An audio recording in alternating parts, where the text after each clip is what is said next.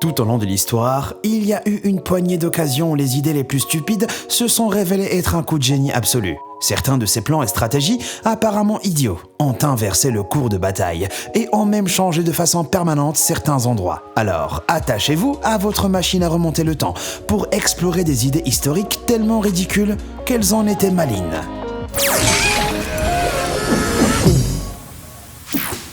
Numéro 10, le pont du bluff.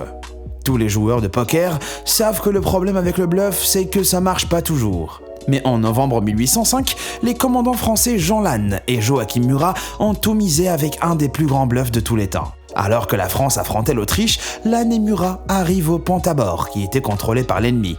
Mais au lieu de faire demi-tour, Lannes et Murat traversent le pont en disant très fort qu'ils étaient vraiment contents que les armées françaises et austro-russes aient finalement signé un traité de paix. Un traité de paix qui en fait n'existait pas. Étonnamment, les officiers autrichiens y ont cru et les ont laissés monter sur le pont. Mais un sergent autrichien a eu des soupçons et a allumé des explosifs. Lannes a éteint la mèche juste à temps et s'est assis avec arrogance sur un canon en fumant sa pipe et réprimandant le sergent. Finalement, tout le monde est tombé sous leur charme. Et les Autrichiens ont laissé le pont aux Français, en croyant à un armistice inexistant. Et pas de bol, en moins d'un mois, le pont s'est avéré être un avantage crucial pour les Français, qui l'ont traversé en marchant sur Vienne et ont écrasé la résistance austro-russe. Les Autrichiens ont dû avoir du mal à faire confiance après ça. Numéro 9, la ruse de la Virginie occidentale, en pleine guerre froide. En 1977, la petite ville isolée de Vulcan, en Virginie occidentale aux USA, a eu un problème inhabituel, le pont branlant, qui offrait le seul moyen d'entrer et de sortir en toute sécurité de la ville, s'était effondré. Et le gouvernement de l'État refusait de payer les réparations. Donc, au plus fort de la guerre froide, Vulcan a écrit une lettre demandant une aide étrangère à l'Allemagne de l'Est communiste et l'Union soviétique, des ennemis de l'Amérique. Voyant le potentiel d'humilier le gouvernement américain, un journaliste russe a été envoyé interviewer des habitants de Vulcan pour partager leur histoire avec le monde. Face à la honte de se faire aider par des communistes, le gouvernement de l'État de Virginie occidentale a finalement donné 1,3 million de dollars pour construire le pont. Le bluff de Vulcan a marché. Donc, utiliser ses ennemis peut vraiment être utile. Numéro 8, une distraction aérienne. Dans les derniers jours de la Seconde Guerre mondiale, l'armée américaine a voulu secourir les prisonniers de guerre d'un camp d'internement japonais aux Philippines. Leurs chances de succès étaient vraiment minces, compte tenu de la violence des Japonais envers les prisonniers. À la moindre alerte, les Japonais pourraient massacrer tous les prisonniers de guerre sans hésitation. Donc l'armée américaine devait trouver un plan ingénieux. Ils ont fini par décider de faire ça. Ils sauveraient les prisonniers en organisant un spectacle aérien nocturne. Ça semble fou, non ? Eh ben, quand la nuit est arrivée, le pilote américain d'un P-61 Black Widow a survolé le camp, en virevoltant dans les airs, à la stupéfaction des soldats japonais. Pendant que les Japonais étaient distraits par les acrobaties aériennes, des soldats américains et philippins se sont faufilés dans le camp. Quand le signal a été donné, les Alliés ont lancé l'attaque, abattant apparemment toutes les tours de contrôle et les casemates du camp en moins de 15 secondes et anéantissant les Japonais. Grâce au spectacle aérien impromptu de l'US Air Force, plus de 500 prisonniers ont été sauvés et ont pu rentrer chez eux. Numéro 7, les renverseurs de bombes. L'US Air Force n'était pas les seuls héros casse-cou du ciel pendant la Seconde Guerre mondiale. Les pilotes britanniques ont aussi fait leur preuve en 1944, quand les Allemands ont développé des missiles V1. Cette forme précoce de missiles de croisière pouvait être dirigée vers un lieu, comme Londres, et lancée sans pilote. Chaque V1 avait juste assez de carburant pour atteindre sa cible. Et quand il était à court, il plongeait au sol et explosait. Mais la Royal Air Force britannique a réussi à trouver une faiblesse surprenante sur ses armes, ultra destructrices. Des avions interceptaient les bombes et les mettaient hors service en les cognant avec leurs ailes. Les pilotes britanniques perturbaient le flux d'air au-dessus des ailes des bombes, leur faisant perdre le contrôle et s'écraser avant d'atteindre leur destination. Des ballons de barrage ont aussi rejoint le groupe, traînant des énormes câbles d'acier dans les airs pour attraper les avions et les bombardiers. Et dire que maintenant, on est impressionné par quelqu'un qui renverse une bouteille, alors imaginez renverser une bombe. Ça deviendrait viral sur TikTok. Si c'était super dangereux pour les pilotes expérimentés, ça a eu un succès inattendu et a permis d'exploiter une des rares vulnérabilités de cette arme allemande mortelle. Numéro 6, les bouteilles de bière de Big Bill. Il y a des gens qui aiment juste se battre. Et le sergent Bill Speakman, un soldat d'Altrincham en Angleterre et qui a combattu pendant la guerre de Corée, est l'exemple parfait. Le sergent Speakman, ou Big Bill, comme on l'appelait plus affectueusement de par sa taille de 1,98 m, est devenu une sorte de légende militaire un peu folle. En novembre 1951, son bataillon défendait sa position en Corée, quand il a été assiégé par 6000 soldats ennemis. Big Bill n'a pas eu le temps de prendre un fusil et à la place a chargé ses poches de grenades. Après avoir pulvérisé les soldats ennemis avec des grenades, il lui restait plus rien. Mais dans le feu de l'action, il a adopté un nouveau plan. Il a attrapé des bouteilles de bière et même quelques boîtes de rations alimentaires.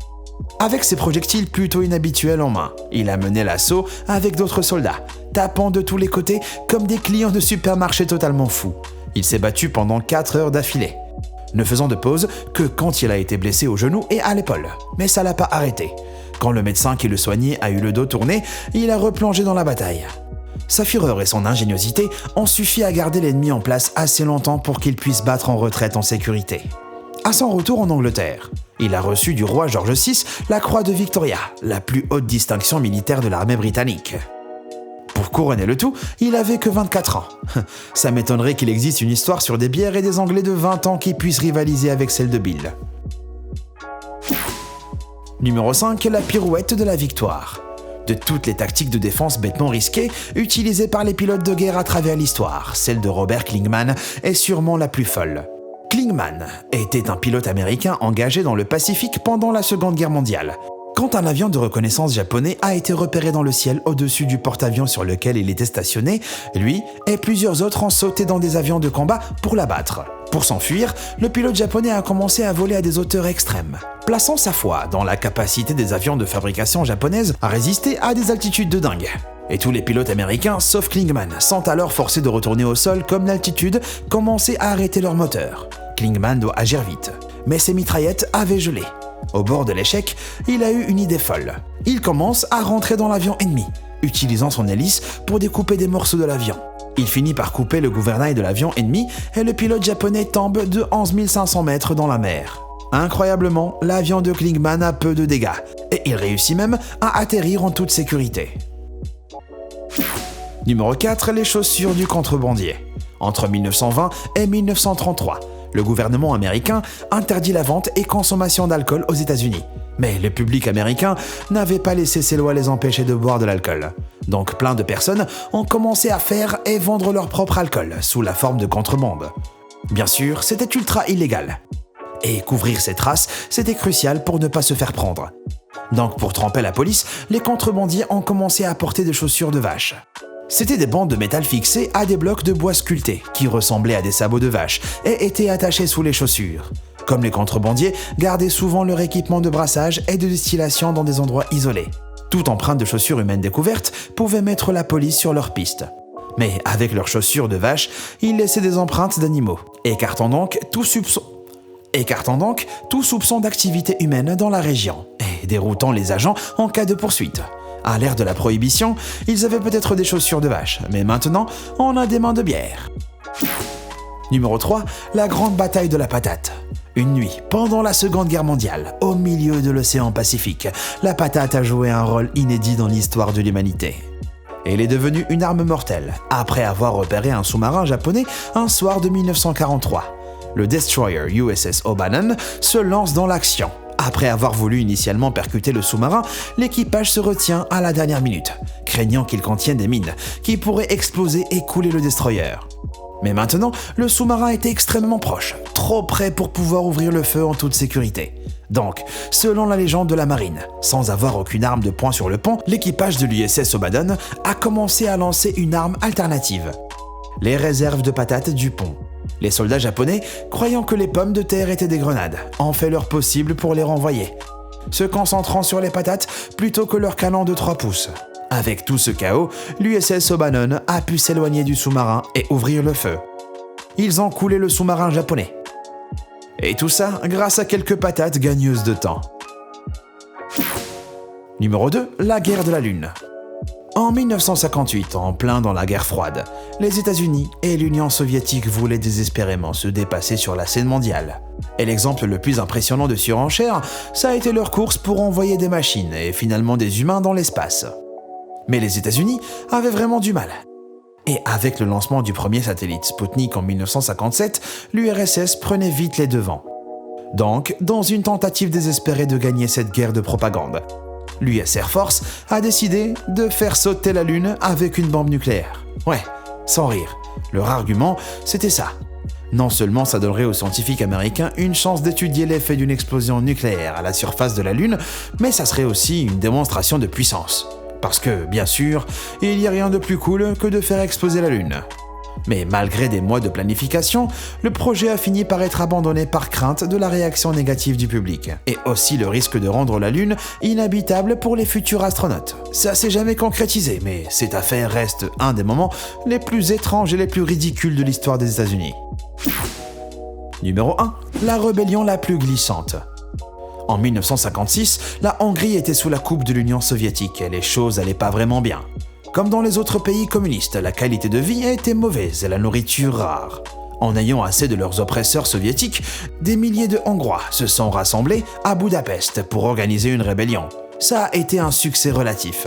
En tout cas, dans les 10 jours qui ont précédé l'arrivée des soviétiques dans la capitale hongroise avec des chars et des soldats armés. Mais les Hongrois n'avaient pas vraiment d'armes et ont dû improviser quand les soviétiques sont arrivés. Ils ont recouvert les rues d'huile de cuisson, gelée et savon. Et quand les chars roulaient dessus, ils glissaient et ne pouvaient plus avancer. Quand ils s'arrêtaient, les enfants de la région se précipitaient vers ces machines de guerre et mettaient de la gelée sur les fenêtres, bouchant la visibilité. Malheureusement, la rébellion n'a pas vraiment marché, mais ça laisse admiratif. Une idée tellement ridicule qu'elle a presque marché. Alors, vous connaissez des idées historiques vraiment stupides? Dites-le moi dans les commentaires et merci d'avoir regardé. À bientôt.